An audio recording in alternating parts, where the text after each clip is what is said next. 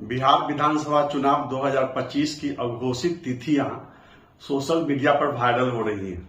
अक्टूबर से लेकर नवंबर तक की अनुमानित तिथियां राजनीतिक समीक्षकों, पत्रकारों, राजनेताओं और सामाजिक राजनीतिक कार्यकर्ताओं की जुबान पर है। ये तिथियां अनुमानित हैं, लेकिन हाँ, चुनाव की सरगर्मी बढ़ गई है। ऐसे में एक सवाल उठ रहा है कि राजनीतिक दल जातीय जनगणना का कितना सम्मान करने जा रहे हैं। एनडीए द्वारा जातीय जनगणना का कितना सम्मान किया जाएगा, महागठबंधन के दलों द्वारा जातीय जनगणना का कितना सम्मान किया जाएगा, इसको लेकर भी तरह तरह की चर्चाएं चल रही हैं। एक सवाल और उठ रहा है कि क्या आबादी के अनुपात में अलग अलग जातियों को राजनीतिक हक देने के लिए कुछ विधायकों के टिकट काटे जाएंगे। क्या मुजफ्फरपुर के बरुराज विधानसभा क्षेत्र के भाजपा विधायक अरुण कुमार सिंह का टिकट काटा जाएगा। क्या जातीय समीकरण की विसंगतियां दूर करने के लिए पारू के भाजपा विधायक अशोक कुमार सिंह का टिकट काटा जाएगा। लगे हाथ एक और सवाल उठ रहा है। वैशाली की लोजपा सांसद बीना देवी की पुत्री कोमल सिंह को टिकट देने के लिए किसका टिकट काटा जाएगा।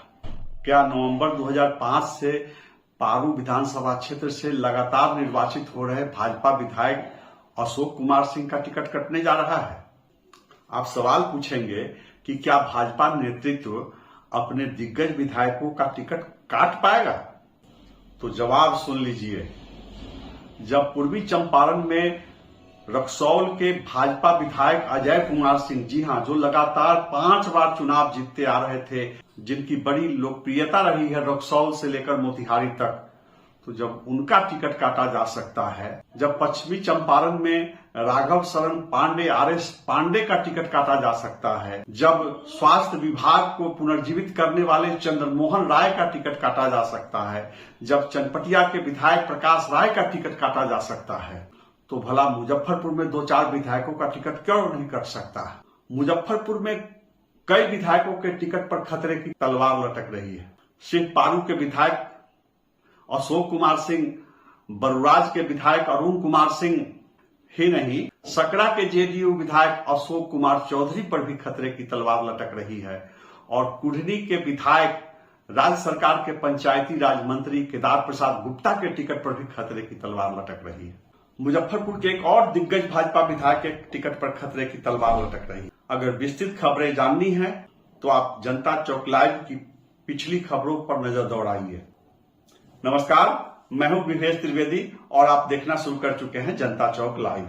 आगे बढ़ने से पहले कृपया इस वीडियो को लाइक कीजिए, मेरे चैनल जनता चौक लाइव को सब्सक्राइब कीजिए और इस स्टोरी को अधिक से अधिक दर्शकों तक पहुंचाने के लिए इस वीडियो को खूब शेयर कीजिए। बटन दबाकर चैनल सब्सक्राइब करने से, वीडियो लाइक करने से या वीडियो को अलग अलग व्हाट्सएप ग्रुप में शेयर करने से आप पर कोई आर्थिक बोझ नहीं पड़ता है। हमारी खबरों की पहुंच बढ़ती है, हम अधिक से अधिक दर्शकों तक पहुंच पाते हैं। आप इस वीडियो में अंत तक बने रहिए। मैं इसमें बताऊंगा कि वैशाली की लोजपा सांसद बीना देवी की बेटी कोमल सिंह के लिए कहां और कैसे कैसे एक निर्वाचन क्षेत्र की व्यवस्था हो रही है, एक अदद सीट की व्यवस्था हो रही है, किन किन एनडीए विधायकों के टिकट पर खतरा है। आप में से किसी को सिल्वेनिया लक्ष्मण बल्ब याद है? टेलीविजन पर उसका विज्ञापन आता था, पूरे घर का बदल डालूंगा। इसी से मिलता जुलता सवाल है कि क्या मुजफ्फरपुर में इस बार विधानसभा के सारे प्रत्याशी बदल दिए जाएंगे? क्या सभी विधायकों के टिकट काटे जाएंगे? क्यों काटे जाएंगे टिकट? क्या अधिकांश विधायकों का टिकट कट सकता है? क्यों कट सकता है टिकट? खतरा सिर्फ एनडीए विधायकों के टिकट पर ही नहीं है। लोकसभा चुनाव 2024 में राजद के जिन विधायकों ने पार्टी से गद्दारी की थी और पैसे पर एनडीए के प्रत्याशियों को मदद की थी, उन लोगों पर भी खतरे की तलवार लटक रही है।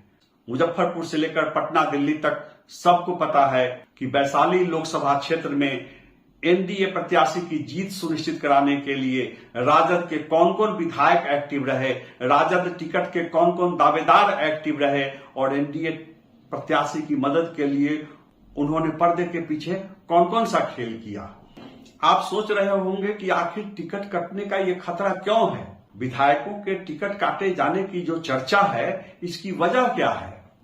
तो सबसे पहले मैं आपको बताऊं कि बिहार में जातीय जनगणना का श्रेय लेने के लिए भाजपा भी एक्टिव रही है। जनता दल यू के मुख्यमंत्री थे नीतीश कुमार, तो श्रेय लेते ही हैं। आरजेडी के लोगों का भी कहना रहा है कि हमारे पहल पर मुख्यमंत्री नीतीश कुमार जातीय जनगणना कराने के लिए तैयार हुए।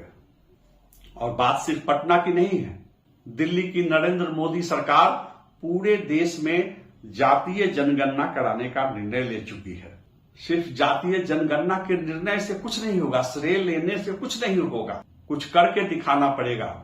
जातीय जनगणना से जो बिहार में परिणाम आए हैं, जो रिपोर्ट आई है, किस जाति की कितनी हिस्सेदारी है, किस जाति की कितनी आबादी है, सवाल उठ रहा है कि क्या बिहार में राजनीतिक दल उसी अनुपात में, उसी प्रतिशत के आधार पर टिकटों का बंटवारा करने जा रही है पार्टियां। बिहार विधानसभा चुनाव 2025 में अलग अलग जातियों की पैनी नजर है। पासवान समाज की पैनी नजर है कि उन्हें आबादी के अनुपात में कितना टिकट दिया जा रहा है। राम समाज की पैनी नजर है, मुसर समाज की पैनी नजर है, धानुक समाज की पैनी नजर है। तेली कानू समाज के लोग देख रहे हैं कि वैश्य के नाम पर जो कोटा आता है, उसकी हकमारी कहीं जायसवाल समाज के लोग तो नहीं कर लेंगे, रोनियार समाज के लोग तो नहीं कर लेंगे। और याद रखिए, लोकसभा में प्रतिपक्ष के नेता राहुल गांधी बार बार नारा दे रहे हैं कि जिसकी जितनी आबादी उसकी उतनी हिस्सेदारी। वे दबाव बना रहे हैं कि आबादी के अनुपात में राजनीतिक हिस्सेदारी मिलनी चाहिए। तो क्या राहुल गांधी आबादी के अनुपात में बिहार में टिकटों का विभाजन करने जा रहे हैं? और सवाल यह सिर्फ कांग्रेस के सामने नहीं है, भाजपा पर भी नजर है। भाजपा क्या करने जा रही है? तो इस वजह से जो भाजपा में कुछ खास जातियों की जो अधिक हिस्सेदारी है, जाति विशेष के अधिक विधायक हैं, क्या उनके टिकट काटकर वंचित जातियों को, वंचित समाज को टिकट दिए जाएंगे? अगर कोई पार्टी आबादी के अनुपात में टिकट देने में आनाकानी करेगी तो उसे जनता की अदालत में जवाब देना पड़ेगा। और पार्टियां अगर ईमानदारी से निर्णय लेंगे, टिकट वितरण में ईमानदारी करेंगी, तो मुजफ्फरपुर में सहनी समाज के लिए टिकट की व्यवस्था करनी पड़ेगी, नुनिया समाज के लिए टिकट की व्यवस्था करनी पड़ेगी। और इसके लिए उन विधानसभा सीटों को चिन्हित किया जाएगा जहां बड़ी संख्या में एक जाति विशेष के विधायक हैं। अब मैं आपको बताऊं कि मुजफ्फरपुर जिले में 11 विधानसभा क्षेत्र हैं। बिहार विधानसभा चुनाव 2020 में एनडीए द्वारा मुजफ्फरपुर में 3 सीटों पर राजपूत प्रत्याशी खड़े किए गए, पारू, साहेबगंज और बरुराज। इस बार इन 3 सीटों के अलावा गायघाट से भी राजपूत प्रत्याशी की मांग आ रही है। पहले भी एनडीए गायघाट सीट पर राजपूत प्रत्याशी खड़ा करता रहा है। तो पिछली बार 3 राजपूत प्रत्याशी खड़े किए गए। सकरा और बोचहा सुरक्षित सीटों से अनुसूचित जाति के प्रत्याशी खड़े किए गए, 3-2-5 हो गए। गायघाट और औराई से यादव प्रत्याशी खड़े किए गए तो 5 और 2 7 हो गए। मैं आपको बता दूं कि एनडीए द्वारा यादव प्रत्याशी महेश्वर प्रसाद यादव को खड़ा किए जाने के बावजूद गायघाट में यादव समाज के मतदाताओं ने एनडीए को वोट नहीं किया। बगल में औराई विधानसभा सीट पर भाजपा ने रामसूरत राय को खड़ा किया, तो चूंकि वहां महागठबंधन द्वारा माले के मुस्लिम प्रत्याशी को खड़ा किया गया था, इस वजह से छिटपुट रूप से कुछ जगहों पर यादव मतों में विभाजन हुआ और यादवों के कुछ वोट भाजपा के रामसूरत राय को मिल गए थे। हालांकि इस बार यह तय माना जा रहा है कि औराई क्षेत्र के यादव भी एनडीए को वोट नहीं देंगे। तो पिछली बार राजपूत समाज से 3, 2 अनुसूचित जाति के 5 और 2 यादव 7, इसके अलावा कुरहन्नी से वैश्य केदार प्रसाद गुप्ता 8, मीनापुर से कुशवाहा समाज के मनोज कुमार सिंह 9, कांटी में मुस्लिम समाज के मोहम्मद जमाल को टिकट दिया गया एनडीए द्वारा, हालांकि मुसलमानों ने एनडीए को वोट नहीं दिया 10, और जिले की सिर्फ एकमात्र सीट मुजफ्फरपुर से भाजपा के सुरेश शर्मा को टिकट दिया गया 11 सीट। इस बार राजपूत एक और सीट मांग रहे हैं, सहनी समाज की दावेदारी है, नुनिया समाज की दावेदारी है। तो सीटों की संख्या तो परिसीमन से पहले बढ़ने नहीं जा रही है। जाहिर सी बात है कि कुछ विधायकों के टिकट काटने पड़ेंगे। भाजपा में गायघाट विधानसभा क्षेत्र से भी राजपूत समाज की दावेदारी है। भूमिहार समाज भी अपनी हिस्सेदारी बढ़ाने की मांग कर रहा है। तो यह देखना महत्वपूर्ण होगा कि भूमिहार समाज की हिस्सेदारी बढ़ाने के लिए, नुनिया समाज को हक देने के लिए, सहनी समाज को हक देने के लिए, संक्षेप में कहें तो अति पिछड़ी जातियों को हक देने के लिए क्या भाजपा राजपूत समाज के कुछ विधायकों के टिकट काटने जा रही है। कटघरे में राष्ट्रीय जनता दल भी है। राष्ट्रीय जनता दल को भी अब हिसाब देना पड़ेगा। अब जरा गौर कीजिए, 11 विधानसभा सीटों वाले मुजफ्फरपुर जिले में राष्ट्रीय जनता दल 6 सीटों पर यादव प्रत्याशी खड़ा करती रही है। साहेबगंज में यादव प्रत्याशी, पारू में यादव प्रत्याशी, मीनापुर में यादव प्रत्याशी, औराई में यादव प्रत्याशी, गायघाट में यादव प्रत्याशी, बरुराज में यादव प्रत्याशी। अब पिछले बिहार विधानसभा चुनाव पर जरा गौर कीजिए। पारू सीट कांग्रेस के हिस्से में चली गई और कांग्रेस ने वहां भूमिहार समाज के अनुनय कुमार सिन्हा को टिकट दिया, लेकिन यादव मतदाताओं ने परिपक्वता का परिचय नहीं दिया और यादव समाज के वोटरों ने निर्दलीय शंकर राय को वोट दिए। वही स्थिति औराई में रही। वहां महागठबंधन से मुस्लिम समाज के भाकपा माले के प्रत्याशी को टिकट दिया गया और वहां भी यादव समाज का वोट बट गया। तो सिर्फ राजपूत वोटर ही जातीय कमजोरी से घिरे हुए नहीं हैं।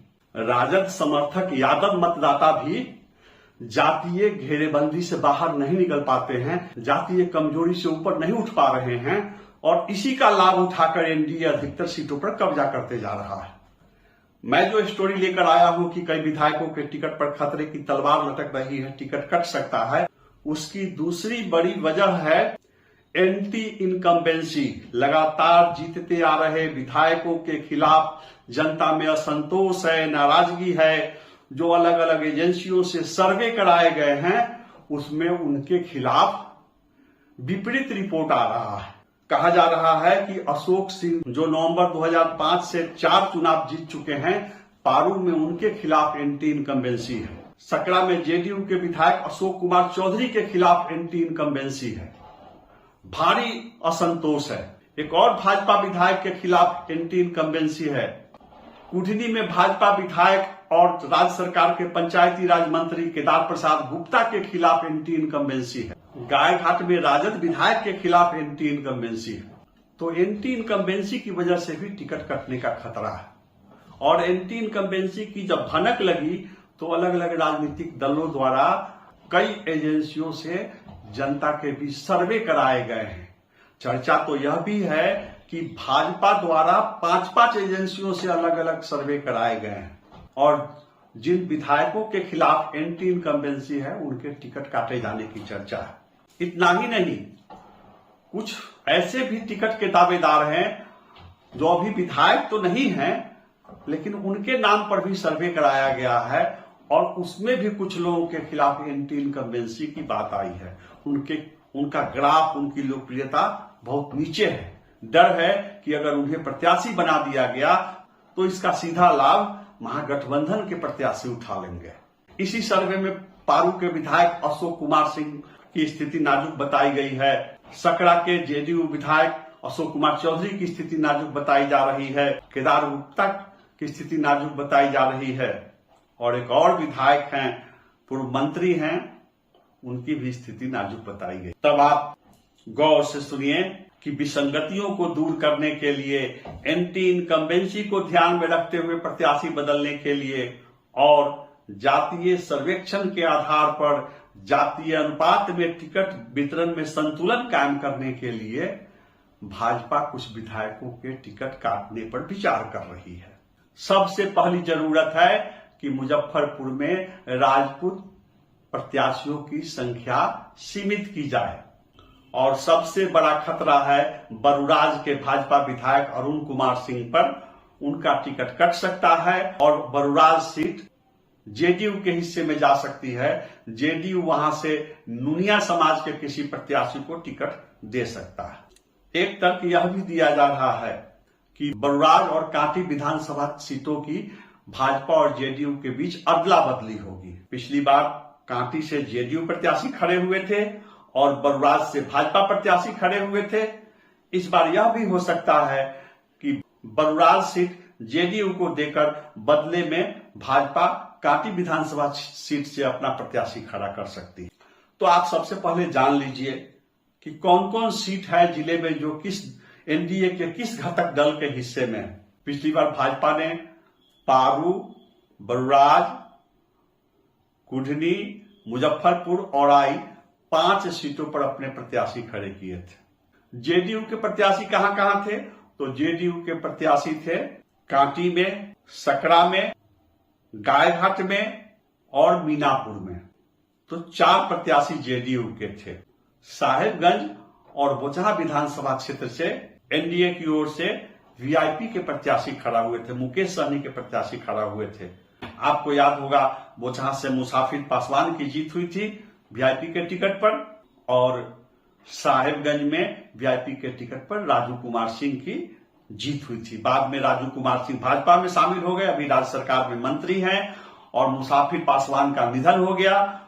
उसके बाद जब बोचहा में उपचुनाव कराया गया, उसमें भाजपा की बेबी कुमारी की करारी हार हुई और मुसाफिर पासवान के बेटे अमर पासवान की जीत हुई थी राजद प्रत्याशी के रूप में।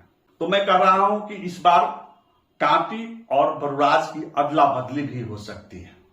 दूसरा अनुमान यह भी लगाया जा रहा है कि कांटी सीट जेडीयू को दे दिया जाए, लेकिन हां, कांटी से भाजपा लड़े या जेडीयू लड़े, इस बात में कोई दो मत नहीं है, इसमें कोई किंतु परंतु नहीं है कि कांटी से एनडीए के प्रत्याशी अजीत कुमार ही होंगे।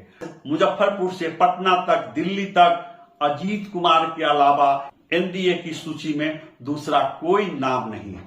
अब पर्दे के पीछे कुछ गगन बिहारी होते हैं जो कांटी से सपना देखते रहते हैं, लेकिन भाजपा को पता है, जेडीयू को पता है कि अगर कांटी सीट निकालनी है, कांटी सीट जीतनी है, तो अजीत कुमार ही जीत सकते हैं। अब सबसे बड़ी खबर जो है कि बीना देवी की बेटी कोमल सिंह कहां से चुनाव लड़ेंगी। कोमल सिंह पिछली बार गायघाट विधानसभा क्षेत्र में लोजपा प्रत्याशी हुई थी और एनडीए के वोट का बंटवारा हो गया था। गायघाट विधानसभा क्षेत्र में एनडीए के मतों में विभाजन की वजह से जेडीयू प्रत्याशी महेश्वर प्रसाद यादव हार गए और राजद के निरंजन राय ने बाजी मार ली। हालांकि सांसद बीना देवी अब भी कह रही हैं कि उनकी बेटी कोमल सिंह गायघाट से ही लड़ेगी। वे याद दिलाती हैं कि गायघाट से वे खुद विधायक रह चुकी हैं, लेकिन बीना देवी के पति एमएलसी दिनेश सिंह को भी पता है कि गायघाट सीट बहुत टफ है और इस बार मुजफ्फरपुर के हर विधानसभा क्षेत्र में बाहरी और लोकल का मामला उठ रहा है और आई में बाहरी और लोकल का मामला उठ रहा है, गायघाट में बाहरी और लोकल का मामला उठ रहा है और भाजपा टिकट के दावेदार अशोक सिंह बार बार कह रहे हैं कि लोकल को ही वोट दिया जाएगा और बीना देवी की बेटी कोमल सिंह का नाम लिए बगैर वे कहते हैं कि किसी भी बाहरी प्रत्याशी को गायघाट की जनता स्वीकार नहीं करेगी। ऐसी स्थिति में बीना देवी अपने बेटी के लिए एक मुफीद, एक अच्छी सीट की तलाश में है। ऐसे विधानसभा क्षेत्र से बेटी को खड़ा कराना चाहेंगी कि 100% जीत की गारंटी हो। तो वो है पारू विधानसभा क्षेत्र, जहां बीना देवी खुद जिला पार्षद निर्वाचित हो चुकी हैं, उसके बाद वे जिला परिषद की अध्यक्ष बनी थी। उसी पारू विधानसभा क्षेत्र में बीना देवी की बहू जिला पार्षद निर्वाचित हुई और अभी वे जिला परिषद की उपाध्यक्ष हैं। पारू विधानसभा क्षेत्र के दाऊदपुर गांव में बीना देवी का दिनेश सिंह का अपना पुश्तैनी मकान भी है।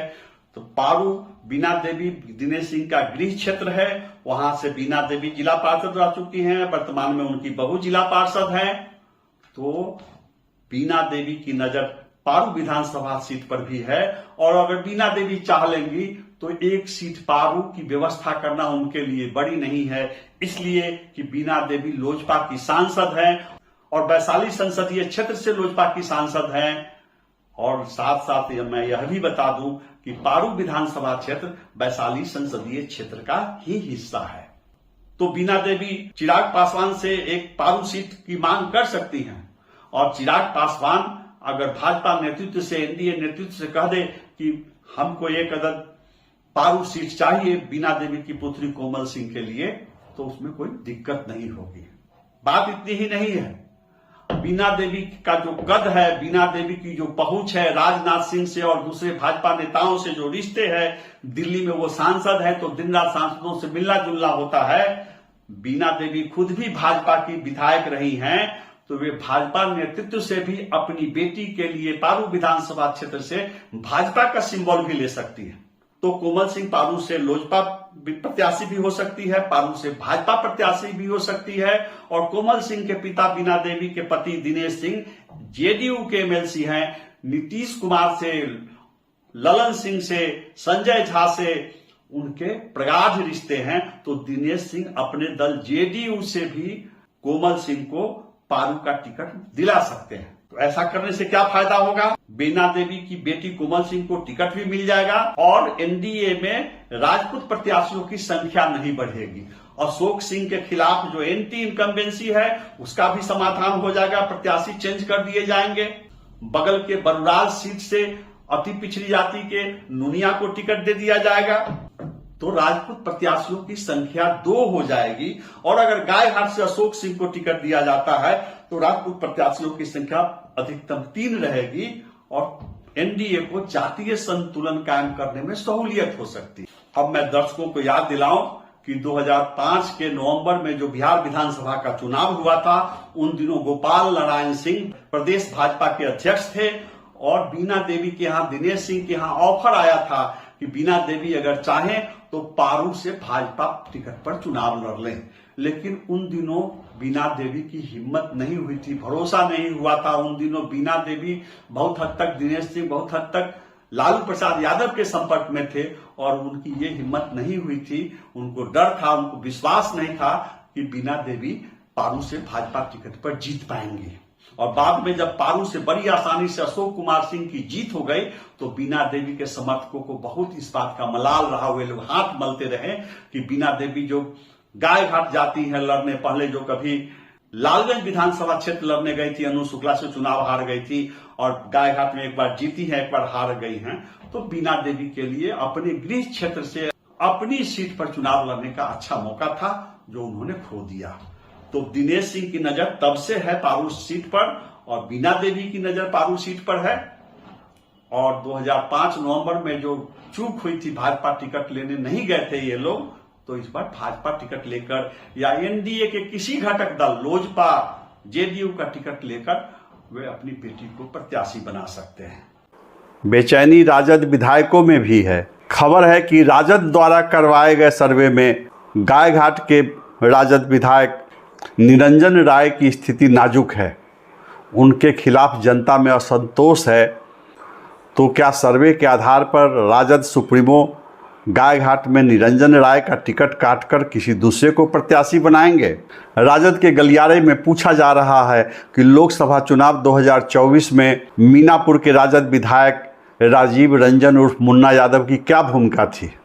यह भी पूछा जा रहा है कि लोकसभा चुनाव 2024 में वैशाली संसदीय क्षेत्र के कांटी विधानसभा क्षेत्र में पूर्व मंत्री और राजद विधायक इजराइल मंसूरी की क्या भूमिका थी। अटकलबाजियों पर भरोसा करे तो राजद नेतृत्व इजराइल मंसूरी के जगह पर हैदर आज़ाद को आजमा सकता है। और मुजफ्फरपुर विधानसभा क्षेत्र में कांग्रेस विधायक विजेंद्र चौधरी पर भी खतरे की तलवार लटक रही है। एक ओर तो उनके भाजपा में जाने की चर्चा है, खबर है कि वे भाजपा टिकट के लिए प्रयासरत हैं। दूसरी ओर कमजोर स्वास्थ्य का हवाला देते हुए कई कांग्रेस नेता मुजफ्फरपुर सीट पर दावा ठोक रहे हैं। हाल में ही एक कार्यक्रम के दौरान विजेंद्र चौधरी को सार्वजनिक जगह पर मूर्छा आ गई थी। अगर हम एंटी इनकम्बेंसी की बात करें, अगर हम सर्वे को आधार बनाएं तो एनडीए और महागठबंधन को मुजफ्फरपुर के अधिकांश विधायकों के टिकट काटने पड़ेंगे, जो संभव नहीं दिखाई देता है। तो विधायकों के टिकट काटने के पर्याप्त आधार हैं। जो किस्मत वाले होंगे उनके टिकट बच जाएंगे, उनकी उम्मीदवारी कायम रहेगी, और जो अपने पार्टी सुप्रीमो को संतुष्ट नहीं कर पाएंगे उनका टिकट कट सकता है। आप मेरे साथ बने रहिए। जनता चौक लाइव पर मैं रोचक रोमांचक खबरें लेकर आ रहा हूं। कौन कौन दिग्गज पाला बदलने की कोशिश में है, किसकी नजर कहां पर है, बड़ा उथल पुथल होने वाला है।